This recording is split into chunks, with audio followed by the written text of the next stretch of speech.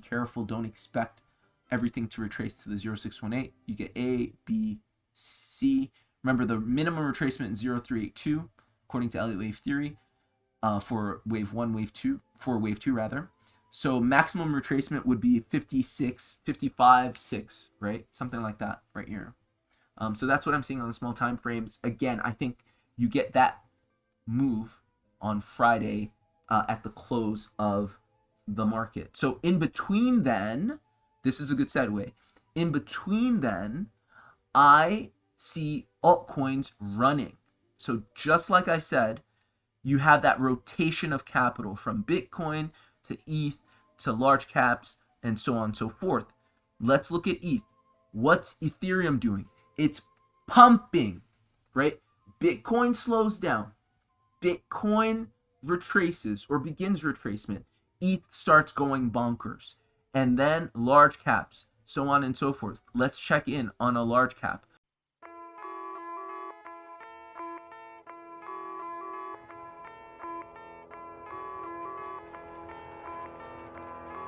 Hello everyone, my name's Dean, and let's talk crypto.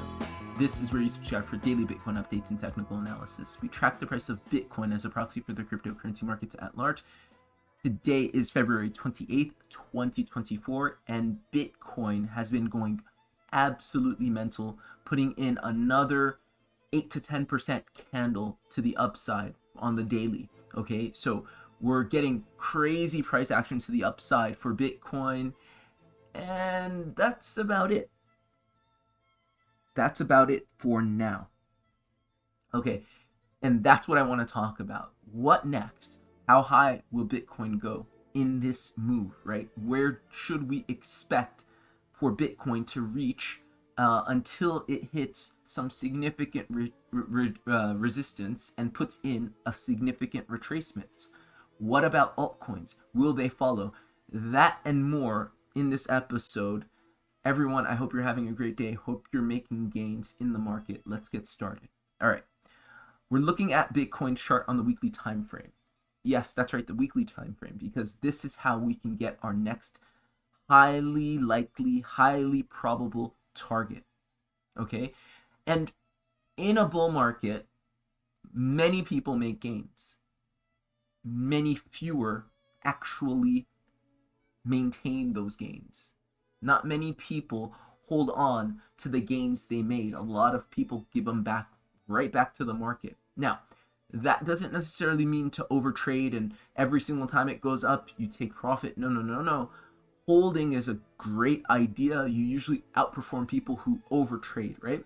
But taking profit at major resistance, at least partial profit, is a great idea. And how do we identify major resistance? Well, here I propose the next major resistance for Bitcoin. Okay, how did I come about this? First and foremost, let's remind ourselves every single time we're doing technical analysis, every single time we're doing this kind of assessment, it's probabilistic. It doesn't mean it's going to happen. It just means it's more likely than not to happen given our understanding of how price action works. I'm sorry, I can't talk and find these damn tools. Okay, here we go.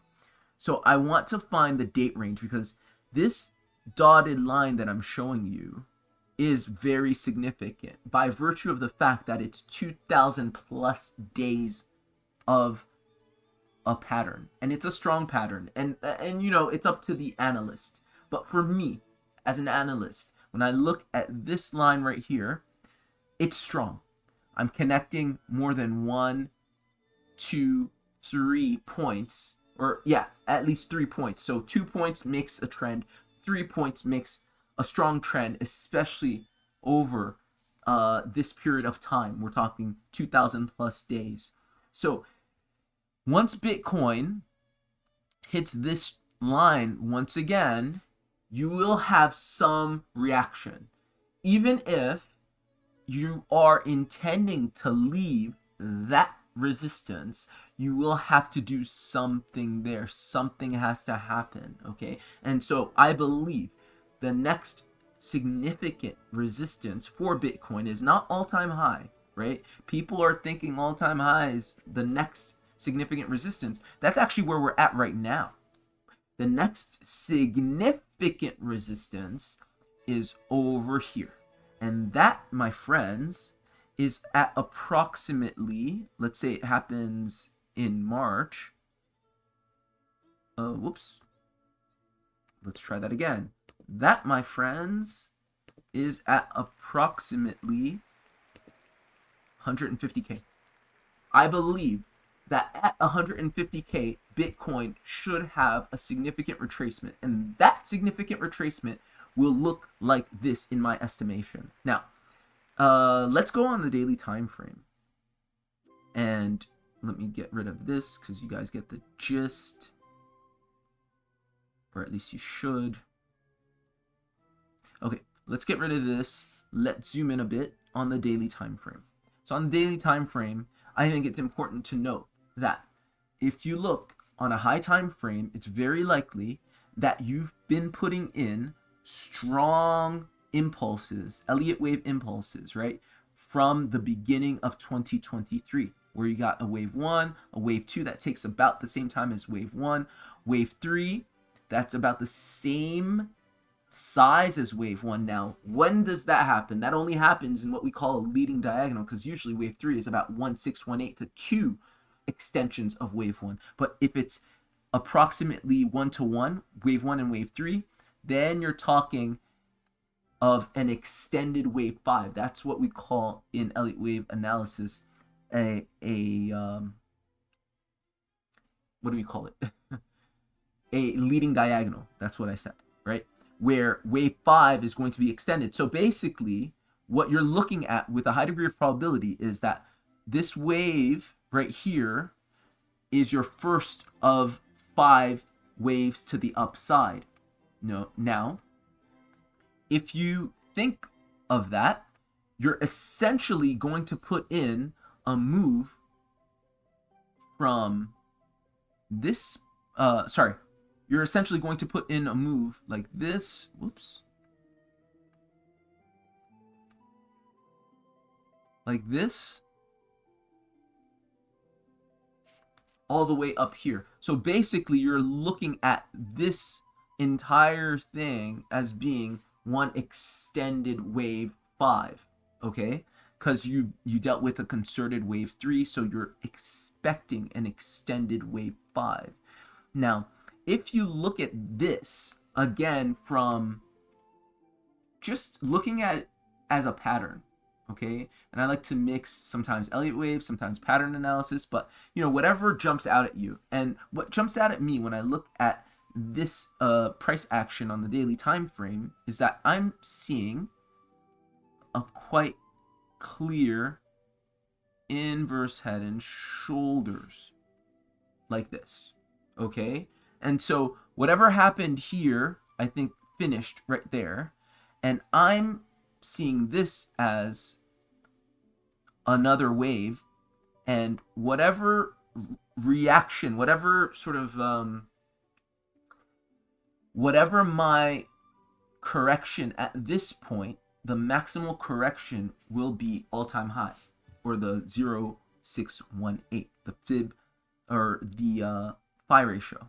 Okay, so basically what I'm trying to say in layman's terms is I'm seeing Bitcoin go to 150K, the next major resistance, and if it has to retrace maximally, meaning like all the way, the maximal mathematical retracement for any impulsive move is always the 0.618, which would essentially be around all-time high, 70 some odd K, thereabouts. Okay, so this is what I'm seeing for Bitcoin going to 150K, maybe a significant retracement back to 80K, back to the top of this M top right here, which was our previous all-time high. So that's what I'm seeing, and usually this is what you see in charts, right? Makes sense. Look at this. If this is an inverse head and shoulders, the technical target of this inverse head and shoulders is the height superimposed from the set of breakout. That gives you your 150K target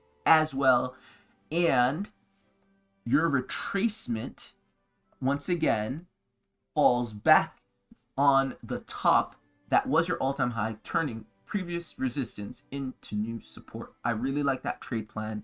This is why I would be keen on taking profits in Bitcoin and in any other assets at around 150K, despite, right, things being a little less tethered to Bitcoin, given Bitcoin dominance dropping. Now, that is the second thing I want to talk to you about today, which is, what about the altcoins? All right. Yes, it's great. Bitcoin's been putting in absolute ragers to the upside, right? Really strong, bullish green candles just going and going and going. So what do you typically see? Typically, in these bull markets, we see rotations from Bitcoin to ETH to large cap altcoins to small cap altcoins to micro caps. Okay, not always perfectly in that order, but if you look at Ethereum right now, it literally wants to run. Bitcoin ran, Ethereum, was all right, but it wasn't running per se, but now it wants to run. Sorry, let me fix my screen. So this is exactly what we see, and I typically refer to Secrets of Crypto, great account on Twitter. They post a chart pretty much every 4 years about these rotations of capital from Bitcoin to Ethereum to large cap altcoins, medium cap alts, small caps, and micro caps. So yeah, this is what we're seeing now, because you see Bitcoin's hit this resistance at previous all-time high, which is this resistance, right?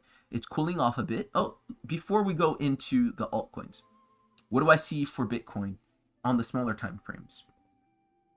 So heading down into the 4-hourly time frame, and actually let's go into the hourly time frame. What I see is we put in an impulse, right?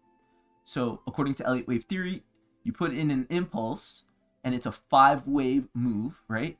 In some way, shape, or form. Boom, 5 waves to the upside, and you should, if that's your initial impulse, get a comparable retracement to the downside that takes around the same time as the impulse to the upside, if that's your first wave, which this is in the context of what I just explained, right? Because you're putting in that leading, you put in that leading diagonal, so this is an extended wave 5.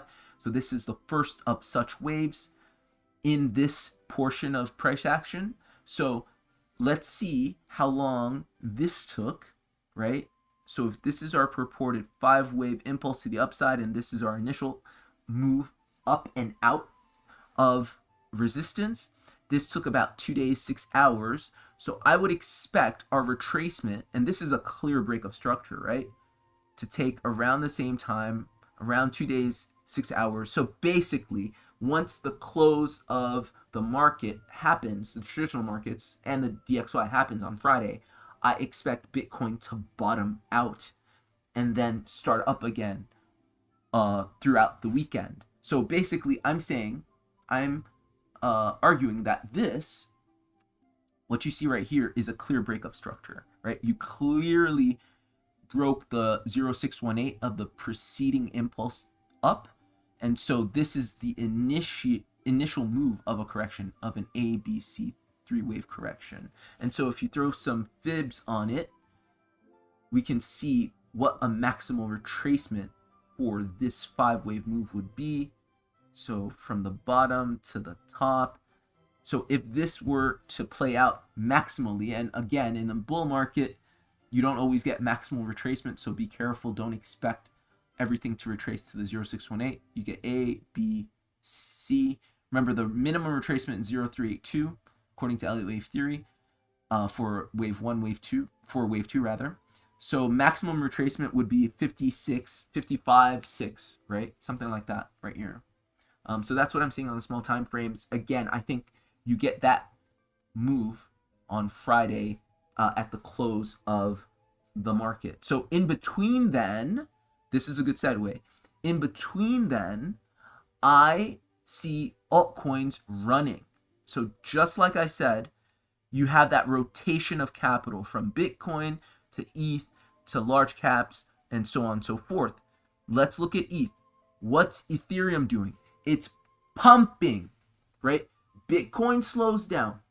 Bitcoin retraces or begins retracement.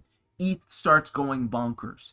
And then large caps, so on and so forth. Let's check in on a large cap. Cardano, starting to pump. Dogecoin. Nope. What's a large cap?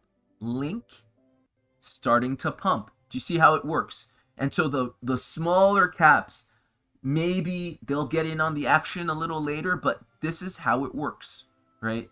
You have Stacks. Stacks has been putting in really strong price action. And that is something that I expect to do really well, because let's just take a second to appreciate this chart, my friends. Look at this. This is the Binance chart, meaning I don't know any other charts with more data than this. There is no resistance right here. There is absolutely no resistance once this breaks out. This goes into price discovery. Do expect something like this, Stacks, which has no resistance, that goes into price discovery. Do expect something like that to do amazing things. Okay, amazing things, right? Over the course of these next couple days as Bitcoin is correcting. Okay, so now altcoins. How do we know altcoins are booming? Look at that. This is telling us everything we need to know. Right here, our Bitcoin dominance chart. Basically, Bitcoin is losing dominance vis-a-vis the entire cryptocurrency market. Obviously, Bitcoin is kind of not necessarily going down, but going sideways. It's consolidating. So if this is going down, that means altcoins are going up, especially Ethereum, because Ethereum is such a large market cap. Now, if we go on the higher time frames, we've seen this before. We've seen this movie before. Go on the weekly time frame of the Bitcoin dominance chart, and you can see exactly what I'm talking about. Every single time you hit this resistance right here, you go into a generational alt season, and this is exactly where we're at. And if you go on the smaller time frames, you can see what that looks like.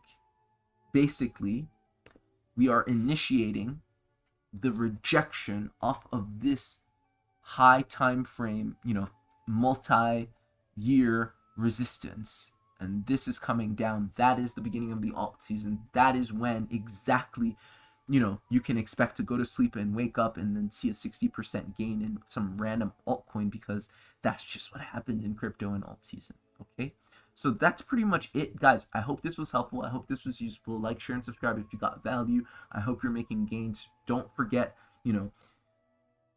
this is what we've worked for. This is what we've suffered the bear market for. If you're paying attention, congratulations. I hope you make generational wealth for you, yourself, and your family. All right, take care. Bye.